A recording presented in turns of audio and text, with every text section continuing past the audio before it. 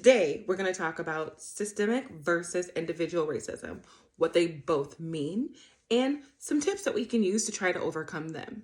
So, what is systemic racism? Well, systemic racism refers to racism that is ingrained in societal structures and upheld by those structures and institutions. This form of racism operates on a broader scale, affecting entire groups based on their race and ethnicity. This form of racism is deeply embedded into various aspects of our society, including our laws and our policies.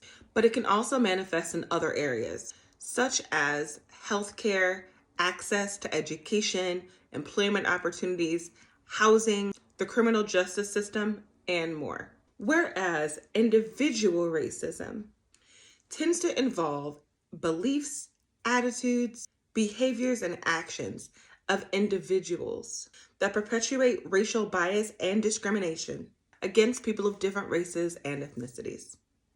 Common examples of individual racism would be things like microaggressions, hate speech, and your everyday prejudice. Now that we know the difference between systemic and individual racism, let's talk about what we can do about it. So here are 5 things you can do about it. Keep watching to the end for a bonus one. Number 1, stop saying, "You do not see color," or "We are all one race." These statements do far more harm than good. They minimize the suffering and danger that racism actually imposes upon groups of people. And it makes any form of an objection instantly look like an overreaction. While it sounds like something wonderful to say, it is extremely harmful. We have to acknowledge that there are problems. So do not sugarcoat them with, "We're all one race," or "I don't see color," because if you don't see color, you should not be driving. Number 2, practice active listening. When it comes to being an ally to the Black community, learning to actively listen to our needs versus performing performative activism is the key to creating systemic change. Example, after the death of George Floyd, people took to the streets to protest, asking for police reform and for justice. The response to that by a lot of corporations and even individuals was to do things like changing street names or painting the streets to say Black Lives Matter. While all of that feels good and it feels like you've done something, you haven't. It doesn't change the system. People still die. So that's what we call performative activism, and it doesn't really help me any. It just makes you feel better, so don't do that. Practice active listening and help us accomplish what we need, which would be things like police reform. You can disagree with the way that people want the police to reform, and we can talk about that in a different video if you like. But overall, practicing active listening is very important. Helping minorities to accomplish the goals that they set is our way forward. Which brings me to number 3. Use your vote to raise your voice. Vote for people and policies that create actual change. In America, at least, it may feel like we're constantly in a perpetual cycle of elections, and for that, I am sorry. However, we tend to still pay more attention to national elections, which are important. Go out and vote for president. But we also need to pay equal amounts of attention to state and local elections, not just Senate elections. That means who the governors are, who your representatives are for your state legislators, your mayor. All of those things are deeply important because while knowing who the president is and holding him accountable for his policies is extremely valuable, the things that impact you on a day-to-day basis will be your local politics. And that is where change needs to start if we want to get the ball rolling. Jim Crow was a local and state policy, not a federal one. So while it's important to acknowledge that federal policy needs to be changed as well, state policy is what impacts us, and there's no clearer proof of that than the current situation with abortion rights in the US. So raise your voice via your vote. Like this content, don't forget to like, share, and subscribe. And don't forget to download your free copy of this month's Black History Month calendar. Number 4, challenge stereotypes, even the good ones, or the ones that sound like they're good ones. I know I've said this in other videos, but I really want to drive home the actual danger of racial stereotypes. The best example I can think of would be Dr. Susan Moore. She was a Black patient who came down with COVID during COVID, and she went to the hospital. Again, she's a doctor. She went to a suburban hospital in Indianapolis where she felt that she did not receive adequate care or pain management. She went in, she complained about what was going on with her conditions, and her doctor basically made her feel like she was a drug addict asking for more and more pills, and their doctor discharged her, where she ended up going home and dying from COVID-related complications.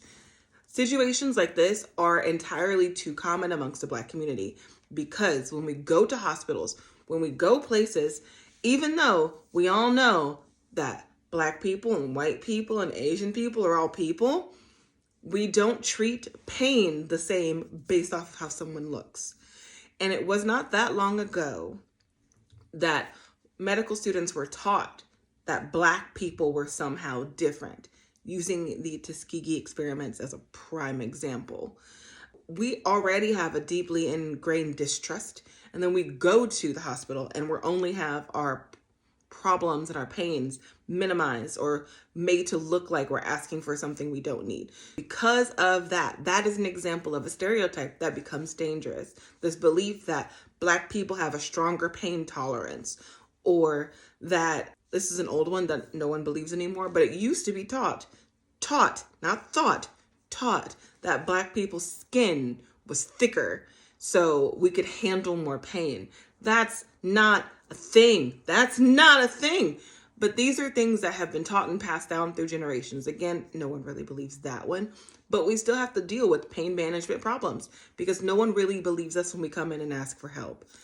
This is an example of a stereotype that has real life consequences. Dr. Susan Moore died.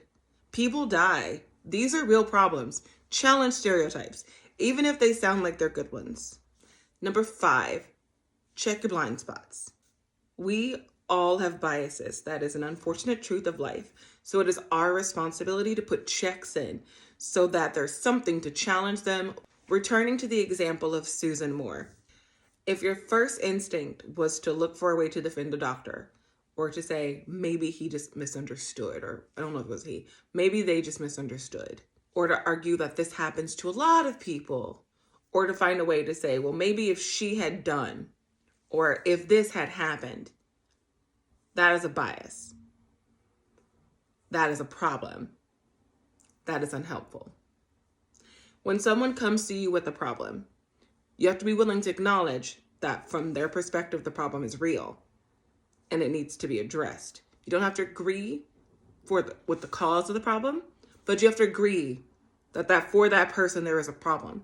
Finding ways to justify mistreatment of anyone doesn't help at all. Those are examples of individual bias and the root cause of why it is so damn hard to create change. Because if any of us can rationalize away the pain, experiences, harm, and death of other individuals, then we are never moved to create change or to create the change that our system needs to improve. Now here's a bonus tip, number 6. A racist person and a racist action are not the same thing. You can do a racist action and not be a racist person. Now, in reality, neither of those is a great place to be. Don't strive for either option. However, we do have to understand that actions don't instantly make people racist. Sometimes we do things because we honestly don't know any better, or because we have not checked our biases. We've grown accustomed to believing that a stereotype is true, and then we act upon that belief. And a lot of times I feel like we have issues communicating because people get so defensive about being worried about being called a racist. Being able to identify the difference between racist actions and racist people is important so that we can have these conversations. If I tell you that you've done something racist, I don't necessarily believe you're a racist person. I believe that that action is racist. So not that you are racist. I feel like when we describe people, we end up putting ourselves into more of a problematic space. KKK is an example of racist people. Now, with that said, that means racism is not limited to the use of the N-word or the things that you think it's limited to. It's not this tiny little, if you don't do these things, you're not doing racist actions, because that's false. You can go your entire life without ever calling me the N-word and have been performing racist acts the whole time. Been voting for people that you knew didn't care about whether or not I had rights to health care. Supporting policies that did not support reforming the police system or the prison system, or voting for individuals who are okay with the prison or the school to prison pipeline, or okay with discriminating against groups of people, such as saying one group of people is naturally murderers or rapists. Those are performing acts of racism. I'm not going to go so far as to call you a racist, because that's not, I don't know you. I can't define your character, but I can say that those actions are racist, and you can do something about your actions. Now, racist people are basically people who have chosen to not do the 5 steps I've listed before. People who do not listen to the concerns of others, who do not make steps towards change, who defend the system that is clearly disenfranchising groups of people, and who are willfully ignorant to the hurt and harms that are happening all over the world. Whereas a racist action would be something like a microaggression, or calling the police on Black people for doing normal everyday things, like entering their apartment building, sitting at the table at Starbucks, walking their dog, having a barbecue. Those are examples of racist acts. Now, this is by no means an exhaustive list. I make these distinctions to let people know that change of any type is possible until we choose to stop trying. If you've done or are doing something that is racist, stop, apologize, ask for clarity. Ask for clarity with the goal of understanding, not the goal of arguing or defending. Take responsibility and change. I believe in you. The more you know.